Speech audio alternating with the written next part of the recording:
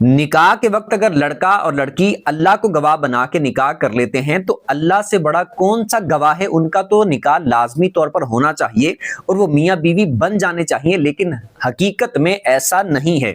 اگر کوئی لڑکا اور لڑکی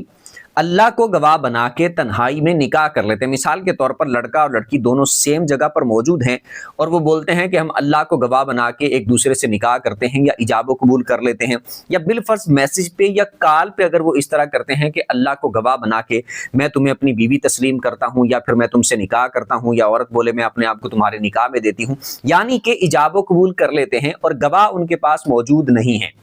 تو آپ نے بہت سارے لوگوں کو یہ کہتے ہوئے سنا ہوگا کہ لڑکا لڑکی اگر آپس میں اس طرح کہہ لیں اور مذاق سے کہہ لیں پھر بھی میاں بیوی بن جاتے ہیں، لیکن اس میں یہ بات یاد رکھیں، مذاق میں بولیں یا جس طرح مرضی بولیں، نکاح تو ہو جاتا ہے لیکن گواہوں کی موجودگی میں، اور گواہ کے طور پر اللہ پاک نے ہی ہمیں جو حکم دیا ہے، نبی پاک علیہ السلام نے ہی جو ہمیں حکم دیا ہے، اس کے مطابق نکاح ہوگا، اور وہ یہ ہے کہ دو گواہ موجود ہونا لازمی ہے، یا تو دو مرد ہوں یا ایک مرد اور دو عورتیں ہوں، ان کی موجودگی میں اگر وہ ایجاب و قبول کر لیتے ہیں، اگرچہ مذاق میں کر رہا ہوں، اگرچہ ہنسی مذاق میں ویسے ہی ایک دوسرے کو اس طرح قبول کر لیا ہو، لیکن گواہ موجود ہوں، دو مرد یا ایک مرد اور دو عورتیں،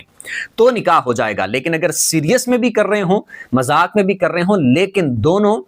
صرف دونوں موجود ہیں، کوئی گواہ علیحدہ سے موجود نہیں ہے، ٹھیک ہے، تو اللہ پاک کو گواہ بنا کے اگر نکاح کر رہے ہیں تو اللہ پاک نے ہی حکم دیا ہے کہ جب میرے احکامات پر عمل کرتے ہوئے نکاح کرنا ہے تو اس کے لیے میرے بندوں میں سے دو مرد یا پھر ایک مرد اور دو عورتیں ہونا لازمی ہے، تو اس حکم پر عمل ہوگا تو نکاح ہوگا، ورنہ صرف اس طرح بولا کہ اللہ کو گواہ بنا کے کرتے ہیں تو اس طرح نکاح نہیں ہوگا اگر گواہ نہیں ہے تو۔